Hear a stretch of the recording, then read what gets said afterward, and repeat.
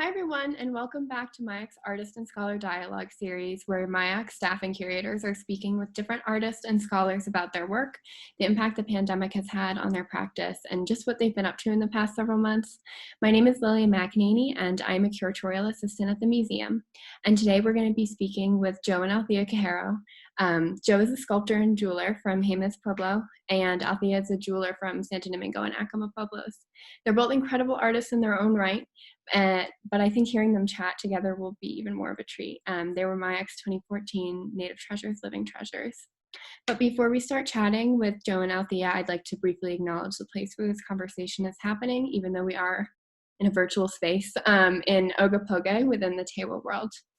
As a non-Native person living in so-called Santa Fe, I am a guest in the ancestral homelands of the Pueblo people, and I wish to acknowledge all of the Native people, past, present, and future, who walk on these lands.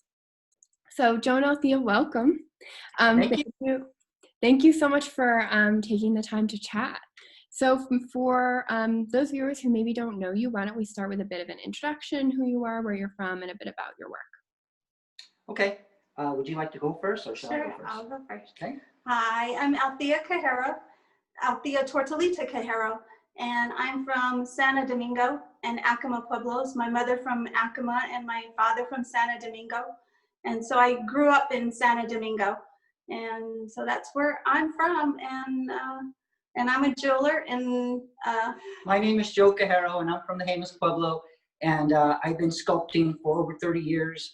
My first entry into art was in two-dimensional. I used to, everything from picking up a crayon when I was a kid and working my way through art classes in high school, and then eventually attending the Institute of American Indian Arts as a two-dimensional artist.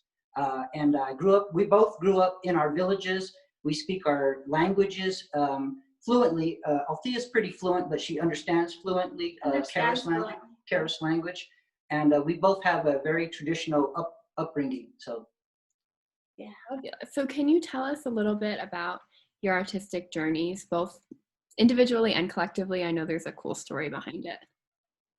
Yeah, so growing up in Santo Domingo, Pueblo, the community is known for its lapidary work, the he-she stringing, the turquoise, and so I was always around it. My father was a lapidary artist, and my mother was a jeweler, became a jeweler late in her life, probably in her 30s, 20s and 30s, she became a jeweler. And so when I came along, she always had her table set up in the kitchen, her workbench, and so she always watched her work. And so growing up, I got to learn how to drill turquoise and string and cut, and so I can, one of the pieces or tools that I used as a kid is called a hand pump. And so my cousin and I would, my grandmother would give us a bag of white clamshells, and she'd say, drill these in the center, drill these in the middle. And so we used these hand pumps, and you twist it like that, and then put it on top of the shell, and then it spins, and it drills the hole. Just going up and down. Going up and down, and it drills the hole for you. And so that's what I did as a kid, and I used to also help my grandmother stone polish pottery. Me and my cousin would, help, and then she'd give us a quarter or something to. So that was the beginning of doing art for me. And then it wasn't until I met Joe that he encouraged me to find something artistic to do, and he asked me what I would like to do, and I said, well, I think jewelry. My mom was a jeweler, so I have an idea of the equipment and stuff she used, and I also was intrigued by the way she hand fabricated her jewelry and created her designs, but I never thought I had the patience to do it. And so it was in spending time with Joe that I found that I did have that patience. And so I took classes at Po Arts at that time, and it was Fritz Casus who was teaching the classes. So I was very, very lucky, very blessed that the instructor was Fritz Casus, who was very, very good at teaching, as well as he's an excellent jeweler. So I learned from him. I took 3 semesters in that at Po Arts, and then about the 3rd semester, a woman walked in and said, I want a cuttlefish bone, a bracelet, and I'm out of here. And so she did. She cuttlefish bone cast a bracelet, and I got to watch the process. And after she pulled the pieces apart, and you'll see later when I talk about my how I do cuttlefish bone casting. When she pulled the pieces apart, I got to see the texture of the cuttlefish, and from that moment, I knew that that's what I wanted to do. And so I love the texture and creating designs using that texture, and with beautiful stones. I knew that that's what I wanted to do. So that's what I've been doing since. I want to interject a little part of a kind of a major part of the story that she skipped over unintentionally, I think. But when we met in early 2000, Althea was working at another job and at the Native American Diabetes Program, and she would spend her afternoons here in my studio. And as we talked and visit, I just kind of naturally asked. I said, "Could you work on a piece for me while we visit and talk?" And I gave her one of my clay figures to water sand. And as we visited and chatted, you know, all of a sudden her mood shifted and her energy shifted and became very quiet. And I looked over, and she was so intently involved in the art piece that I had given her to water sand. And she was very good at it. I noticed how detailed she was and how careful she was. So as we spent time together, as the weeks and the months kind of went on, I kind of gave her a little bit more to work with as far as my work is concerned. And then I told her, I said, "You're an artist." And she said, no, well, I appreciate art, but I've been around. I said, "No, you're an artist. You know, you really have the detailed attention that it takes to work on art. You know, what if you were going to be an artist, what kind of artist would you be?" And that's when she thought about, well, perhaps my mom and following after my mom's footsteps. And that's how it really came to be, to let her into the Po Arts. And for me, it was a dream come true for me, because at that point, I thought perhaps I had found a relationship that I could venture forward in the art world together with, and it really has unfolded that way for us. We've been doing art shows together since probably about 2007 or 8 or so, and it's been just a wonderful venture watching Althea's creativity unfold. It's kind of like living it vicariously, because I would see her aha moments and her discoveries and her confidence gain. And I felt I was rekindling those memories within myself at different stages of my artistic development. So it was just kind of a magical thing to see happen to her as well. So. That's such a wonderful story. I think a lot of people would think that you two were very lucky to be able to encourage each other and bring out the best in each other in that way. So Joe, you mentioned a little bit your own artistic development and watching Althea's aha moments. Can you talk maybe a little bit about your side of that? Well, I think for a majority of my young career, I methodically thought out things, visualized, sketched out at times, and really try to think whatever that I was creating, either a sculpture or painting, the composition, think it through. But then at a certain point, with life's undulations and hard times shifting upon my own life, I understood that there was also a spiritual level that you can tap into that was much different than methodically thinking a piece through. And I think that was my biggest aha moment, is just inviting the calmness and the serenity of meditation into, and whatever we all define meditation, it could be just a quiet moment. It could be a a moment in nature or beside a stream, but giving you or yourself an opportunity to open up to the universe and to the conversation that happens naturally, be it a writer, be it a painter or a sculptor, and having those things influence you without judging them. Because a lot of times I think a lot of us artists can judge and poo-poo a great idea, thinking that it's too complicated or even just too far-fetched. But if we stick to it and let it develop and let it kind of work its way through naturally, then many awesome pieces can manifest themselves. I think those are probably my biggest aha moments in my career. That's such an interesting point about moving away from thinking methodically and into like allowing more meditative thoughts to come out. I think during COVID, a lot of people have kind of moved in that direction. Yeah, I really think so. Yeah. And you know, art and faith is it's one and the same thing.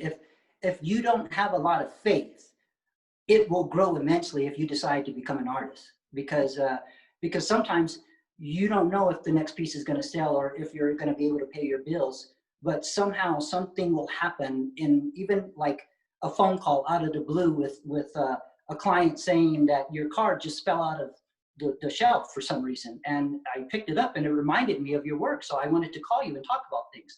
And so those kinds of things happen to you in not only our life, but in many artists' life, that where faith is a major component in how we venture through life.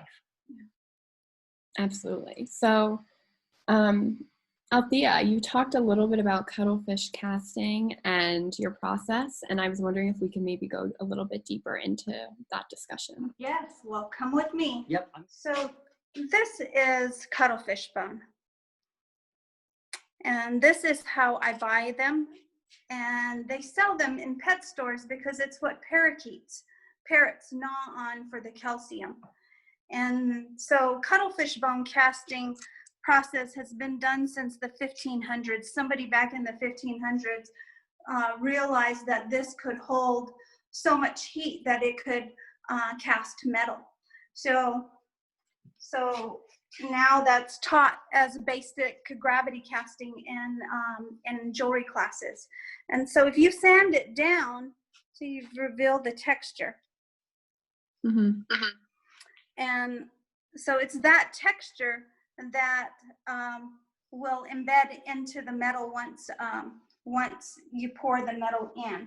And so every now and then, see the two cuttlefish bone, I don't know if you can see them really close, but one is with lines pretty much straight across, and most of the cuttlefish come this way. Every now and then you'll get one with very unique texture, and those are real special pieces, end up becoming very special pieces. So I sand it down. Once I sand it down, then I can back it with volcanic ash, or what's called tufa. A lot of artists use tufa to carve their work in. I use it mainly as a backing. So I'll use this over and over again, sanding it down and until it breaks. And from what I understand, this is already used, so this is the burn marks of 2 or 3 castings. Yeah. Well, one casting. One casting. Yeah, because it's sanded down.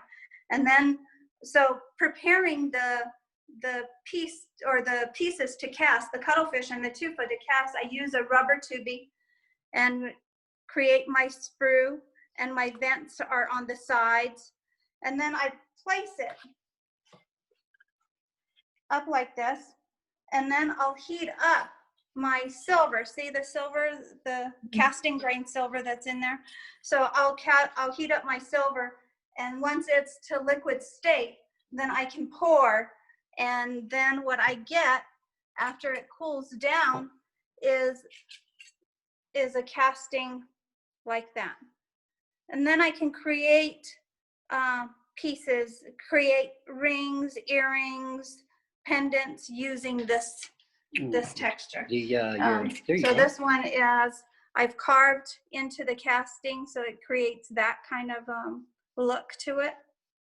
And then here's one where I I'm created the circles, trying to create the design that I want in the pieces, so to see what it'll look like. And so it looks like that pieces don't pour all the way through. Yeah, so sometimes they don't pour all the way through. You don't get a perfect pouring, and so those are the pieces that I cut up. But if you can see from this casting, this one casted a very long piece, and with these long pieces I can create bracelets with. But those are, we pray for those to come through, because it's difficult to get a long casting. And these are one-time cast? Yeah, the cuttlefish bone is one-time cast. It'll burn straight through the whole, this whole thing will turn to ash. It'll turn black and turn to ash. So yeah, and then I just throw it away and get another one and cast again. So over here, I'll take you over here to my desk, and you can see the pieces that I've kind of set up to work on. I've got stones bezeled, earrings that I'm planning to create. There we go.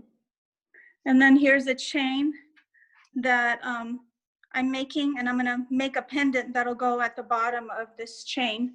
This one is a pendant that that I created using a template that belonged to my mother, my late mother.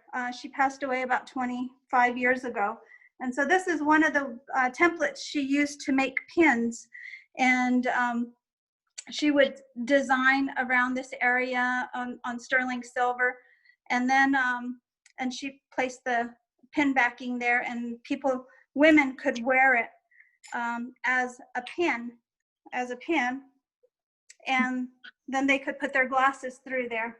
And so because cuttlefish bone casting is fairly heavy to cast, I created a pendant using that template.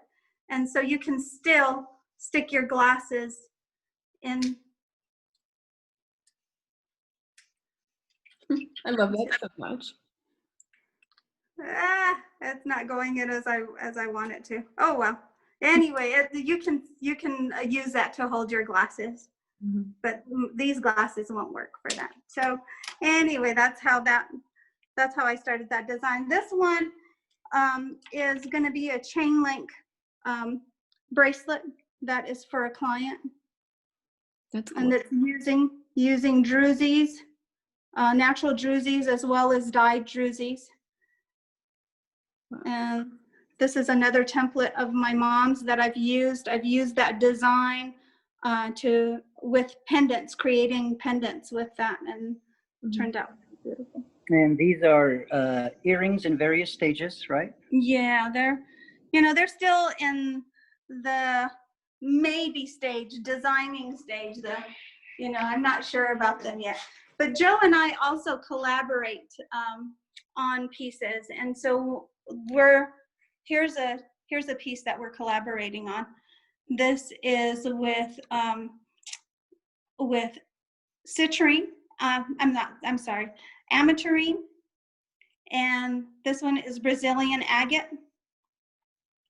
And so this is a commission from a woman from India Market, and so we designed this to represent the prayer feathers, the turkey feathers that we use in prayer, but we also wanted to have it flow because she's a gardener, and so we wanted to have something that would create a design that was more flowing, as if it were.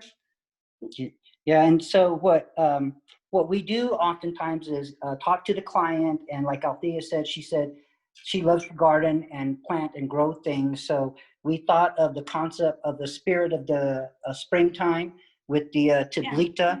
And then again, like Althea said, we took this design, which is normally designed to be feathers or prayer feathers, but we accentuated it a little bit to make it look like foliage or growth. And this will be cuttlefish. This will be sterling cuttlefish. It's bezeled in 18 karat gold. And where the two altars, one representing the male energy and the female energy, so prayer and meditations of yin-yang energy, and then 3 gold beads that will attach the two, and 3, the Holy Trinity, body, mind, spirit, Father, Son, and the Holy Spirit. So the number 3 is used in our or 3 or 4 or for the 4 directions. So those are in the numbers that we use a lot in our designs. And so it depends on the client and what they're interested in, and we'll take their ideas and then write some concepts up and then design pieces, and then we'll collaborate with them as well to make sure that we get the right piece in mind for them. Okay, so these are finished pieces. These are available for sale. Wow. Look at the lighting is pretty good. We hope the lighting is good, but this one. We have Althea. Of course, that's life, is an interruption of a cell phone. So we'll silent that. And probing through, we have some pieces that are in 18 karat gold. This one in 18 karat gold. The whole thing is 18 karat gold. And again, this is another collaboration with Joe. He designed the butterflies in clay, in oil-based clay, and then we had them cast, and I can inlay into them. So I've created these earrings as well that can be inlaid, and rings. Yeah, those are gorgeous. Oh my gosh. Wow. Yeah, and so the cuttlefish, again, with this ring, this is really cool because it has a spinner on it. Oh. Like 18 karat gold spins. So it's fun things like that. This double-sided piece. Double-sided piece. Okay. So this is a pendant in sterling silver, and it's got a fire agate stone. It's hard to see the colors in there, but there's greens and blues, and the stone is mainly brown, but there's greens and blues and yellows shining. And then on the other side is a dragonfly. Oh wow. And this is again on the back. Another piece that Joe casted in wax, and we get, or carved in wax, and then we get that casted, and I get to play with them. And then bracelets, again, the dragonfly, and then bracelets that I've created. And I also do a few pieces in pearls. So there's the pearl earrings and pearl rings. Gorgeous. And then I think this is a cool ring that she came up with not too long ago, where it's adjustable. It's an adjustable ring, and I put the step designs that would follow over the bottom step designs. So you'll see that. And step design for us, we also call it the Kiva altar step. So it represents a place of prayer or ceremony. And I use that step design in a lot of my work. So you'll see it in the bracelets. See and then even in this bracelet, you see the step design throughout the bracelet. It's gorgeous. Okay. Wow.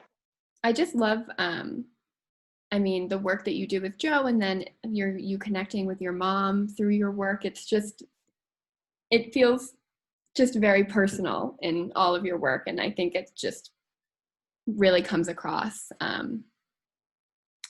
Just the relationships that you have. I think probably the wearer can feel that, Yeah. My prayer is that they enjoy the pieces for a long time, and that, the blessings that I pray on them, that they receive them as well. So, that's it. It makes me feel good. Before every show, every priest that goes is created, that goes to the show, is prayed upon. And so, lots of blessings are sent to whoever comes and finds their way to our booth and finds the special piece that's meant for them. You have very lucky clients. Yeah. Well, we feel very lucky as well.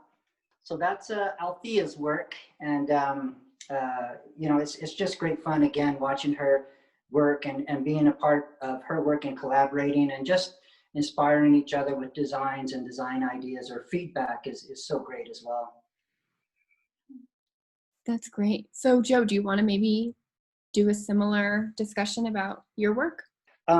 What I do with my artwork, what I do is basically visualize sculptures in my head, and then I can sculpt them from my head. If I need photo references, I'll get them. Like this is a bobcat that I did, and I did need photo references. It's sculpted in just plasticine clay or an oil-based clay. Wood tools basically are my tools. Depending on the size of the sculpture would dictate the size of the wood tools that I use.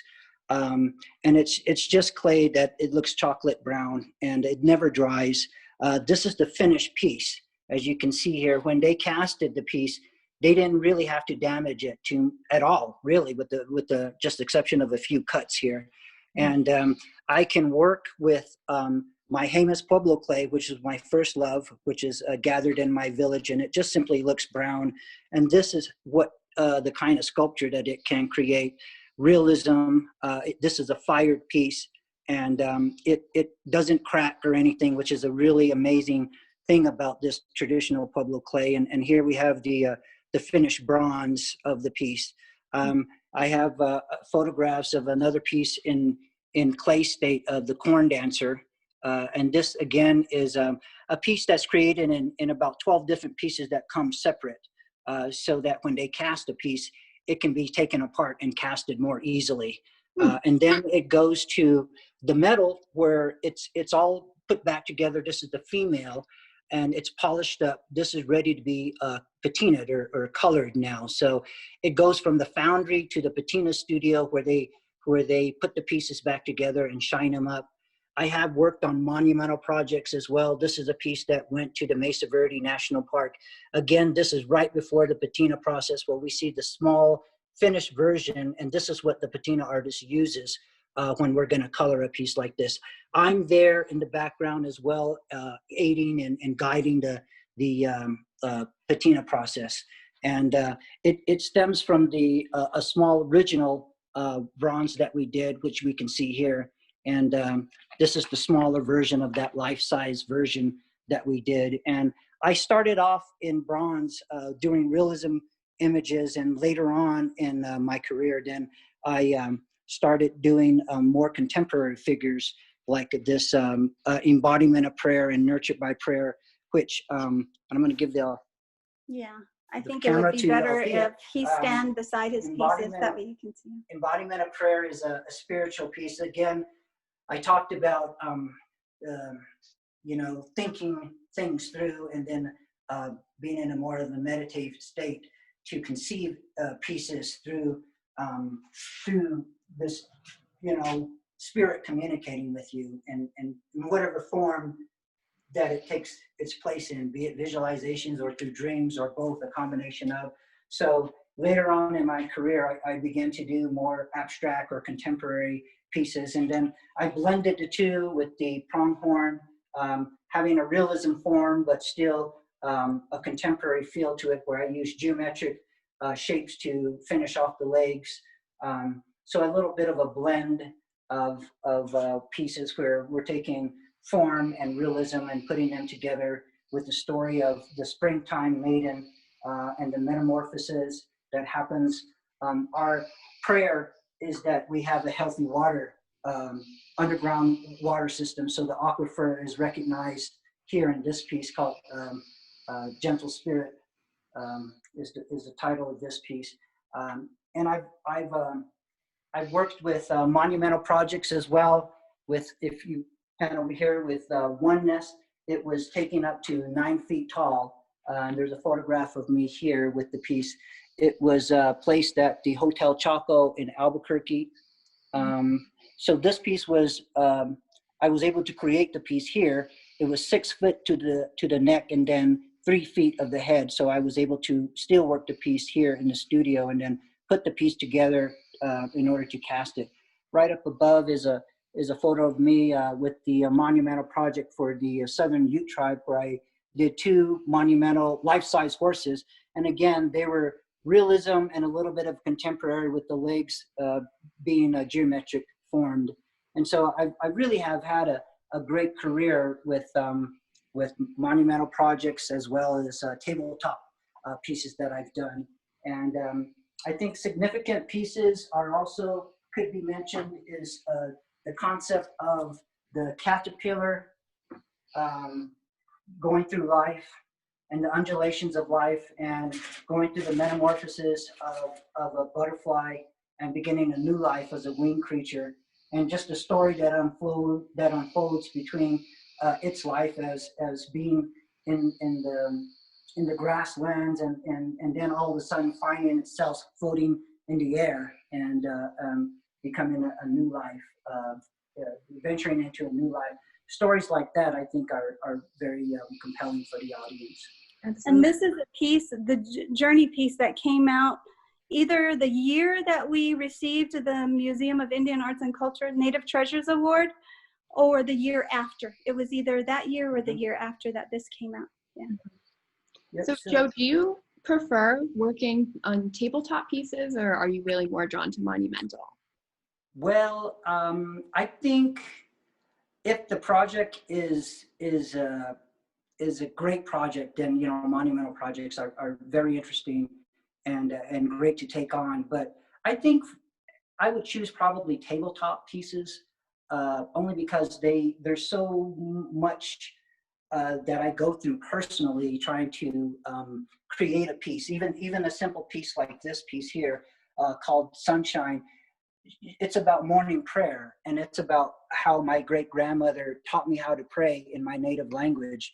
And I designed her to have Hopi butterfly whorls as her hair ties, because it symbolizes her at a young age of without children and without relationship, and in a point in her life that she would be able to focus in on language and prayer and the meanings of life. And so working through pieces like this personally mean a lot to me, and a lot of inner growth in pieces like this as well. So I think that's how I would answer that question. Yeah. And I think tabletop pieces too, just by their very nature, allow for a little bit more of a nuanced approach, maybe, or I don't know. What do you think about that? Yeah, I think their pieces are very approachable. The concepts that they love to spin pieces around. They asked if they could feel them. Yeah. And so I think a lot of times clients tell me that the journey piece and these pieces and this piece is among the favorite of their grandchildren because of the story and the meaning, and they like to spin the piece around. So just knowing that it touches young people, it's a great thing. But again, from these pieces come bigger monumental projects. Like there could be somebody who loved this buffalo and says, we have a place for a life-size version of this. Can you take this and can you make this a life-size version of this sculpture you have? And we would say, well, absolutely, we can do this. So we can scale a piece up like this to life size or greater than life size. And so a lot of times the smaller tabletop pieces eventually seem to work their way up to monumental scale if the client loves that. Very cool. So I know that the pandemic has kind of had a huge impact on your artistic practice. I think for me, it's helped me expand my creativity. I focused a lot more on bigger pieces since the pandemic. I've had more time to get through orders smoothly during the shows. Before COVID, when we're going from show to show, I'm creating for the shows as well as working in pieces. And so with the pandemic, it's helped, I guess, give me the time to really focus on my creativity and make bigger pieces like bolos and bigger pendants. And so I've been enjoying that. Yeah. Yeah, it really has slowed us both down. And we didn't realize the pace of our life and career, because not only do we schedule like 5 or 6 shows a year, but we have traditional ceremonies and a lot of ceremonial obligations that are closed to the public and happen only in the villages. So it really is an amazing pace that we were taking on, and we didn't know it because it's just our way of life. Yeah. So We've slowly, got 3 Pueblos, Santo Domingo, Jemez, and Acoma. So Yeah. Wow. Yeah.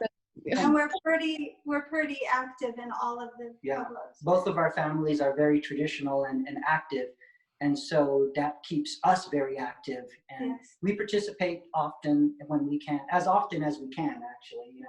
And we love when we can participate together. And in the corn dances, we're able to dance together in Althea's village. So that's Yeah. just Acoma, we can dance together there. So and we can partner together there, which is a beautiful thing. yeah, which is So- basically this dance here, where my regalia is like this, and Althea's regalia is like this. The corn dancer, the male corn dancer, this will be my regalia, and Althea's regalia, and I would be leading. And so kind of like this, you know, you could, you know, if you can imagine these two dancing, that's kind of how we would look in the ceremony. And so that's our favorite ceremony. The other thing that has happened in my career is when the pandemic hit, I told Althea, I need to do something different. And I wasn't quite sure. And then I just thought, I just said one day, I think I'm going to start painting again. And I think I want to start painting realism images that I did when I was 19, studying at the Institute of American Indian Arts. So this major shift has happened in my career, and it had, I guess if there's any good thing to this pandemic, it's that it's reawakened this part of me that lay dormant, and it still would be laying dormant if we had a normal year. So I want to share with you. So I'm gonna pick up the camera. I'm gonna take you back to the studio side and show you what I've been working on. And I'm gonna take you to some photographs first. So this is a painting that I did in acrylic of a buffalo, and it was about a 18 by 20 inch piece. And my process in painting is I have to take images and place them on a canvas. So I don't create straight out of my mind like I can when I do my sculptures. So these are images that I found and I really, really enjoyed putting on canvas. It just gives you a size scale of what this piece was like. And then this was my third image that I've created. And these colors are pretty true. These are digital images. This was a 30 by 40 image, and I'll scan to me holding the piece. And again, the colors really have changed from my printer. So this blue is not a true blue. I just wanted to show you the scale of the piece. Yeah. Again, this is more of the true colors of what the piece looks like. And so so I went from painting one, the number two, and then this is my third venture back from my 30-year hiatus of being away from moving to paintbrushes. And this is and I have to say that if I knew that he could paint this well, I would have encouraged him to do this a long time ago. He hasn't missed a beat. This is the raw canvas, and White Man's Moccasin is one of my favorite photographs. And this particular photograph I've had in my life since 1987. When I was in high school, I did just a scratch board of his face, and amazingly, after 20 some years, that scratch board that I did in high school made its way back into our lives. So we printed this now, and I'm going to do a grid on it and put it on canvas here. And so this is basically my setup. My active paints are in front, and the rest of my colors are to the side. And so this is what really has rekindled some good energy into the studio, both with paintings and Althea's bigger pieces and more involved bolos that she's created has actually formed a bolo line of gentlemen that have, like Althea said about me, had she known I would have been a great painter, she would have asked me to do paintings. Had I known she was such a great bolo maker, I would have had her make bolos a lot longer too, because you know, there's a line of about 3 gentlemen now that are waiting to see what kind of bolo she's going to create. So it's just been really a fun time. We're trying to be as normal as possible during this COVID time, going outside and enjoying the sun. My father-in-law, who is now 93, has been living with us during this COVID time since March, and his influences and his calm demeanor and his stories of growing up in the 1930s and the 40s really remind us of simple things, and to keep all things in prayer as we move ahead, and know that there's going to be a time that we will be able to see each other again and hug each other again and shake each other's hands at art shows. And I think that's the other thing that we've noticed is during this pandemic is even the people that appreciate art know that they want to be in front of that art piece. They want to feel it, they want to touch it, they want to put it on. And these Zoom shows are really magnificent for this time that we're stuck in. But but people are yearning to go back to the way it was. So I have no doubt that once we start out with our art shows and so forth, that there will be, again, as soon as safety returns, massive crowds will probably return to art shows as well, because art and life is the same thing. You know, it's like taking a big deep breath of fresh air, and the soul needs it. And that's one of the reasons we're here, is to experience the best part of our spirits and our souls, and it's through the conversation of art and music and poetry and the visual arts that we get to experience that. And so, you know, that's where we hold our firm beliefs. Yeah. And I think that's definitely a silver lining of the pandemic, you know, just being reminded of the simple things. And there's going to be so much incredible artistic innovation coming out of this time. Like the next few years at SWAIA and the Herd are going to be incredible just to see what people have come up with, you know. Yeah. So I think that's definitely an optimistic outlook. So in addition to art shows and those dynamics, I was wondering where you both see the world of Native art moving in terms of mediums, in terms of what people are doing or how they're operating. Just what do you see the future looking like for Native art? Big question. I want to answer that. Yeah, that's a big question. I'm you know, I think you should answer that. Well, my think is, you know, what I think about the future is that it's just going to be just as creative. You know, I myself am venturing into other mediums, and I think other artists are venturing into mediums and tapping into ideas that they probably wouldn't have. And you know, uncertainty, you know, there is that, but with uncertainty, there's also resolve. And that's what the Spirit is meant to do, is resolve things while we're here. And so, again, you know, I don't really know, you know, what's going to come or how it's going to come about. You know, that's all up to each one of us and how we visualize things and how we create and believe in things. And so I think it's just going to be just as magical, maybe a little different. And maybe it's going to be, you know, different and not that, where we can't really, it's going to be different where it's not really comfortable for us for a little bit longer. But once we go through this gray area, then I think, you know, flowers, roses, our place to dance in the sun again, it's just right, it's right there, you know. And so I'm excited about it, and I'm excited to play a part in what's going to happen as well.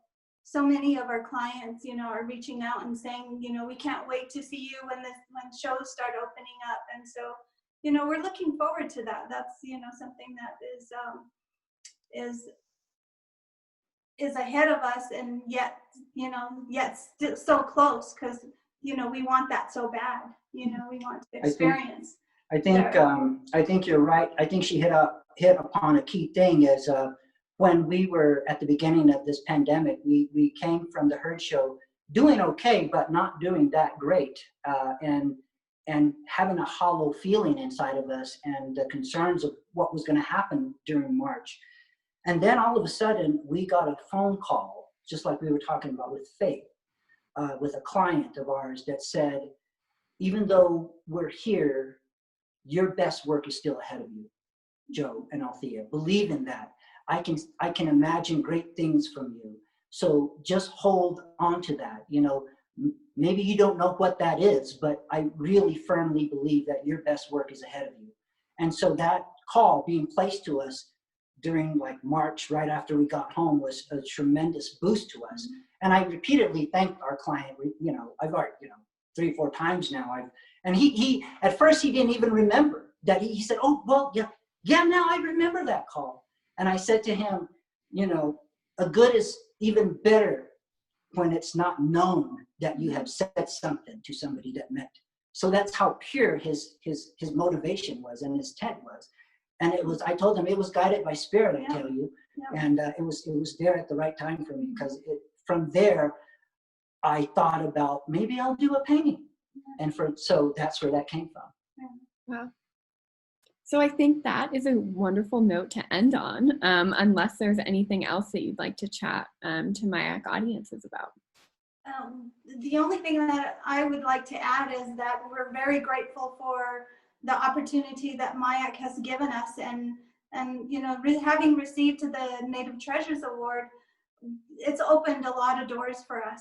And so we're grateful for that. We're grateful that the MIAC takes the opportunity to teach other non-natives about Native American art so that we can continue doing what we do, what we love. So we're grateful for that. So thank you, MIAC. Yeah, you guys give us a great introduction to people, and give us a platform where we can talk about our ideas and our creativities, and you really, put a light of integrity and a light that shines only of good to not only our work, but the rest of what is displayed at MIAC. So we really wholeheartedly thank everybody from the MIAC and yourself. Thank you so much.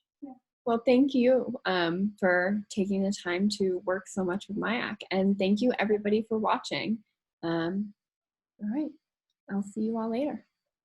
Bye-bye. Bye.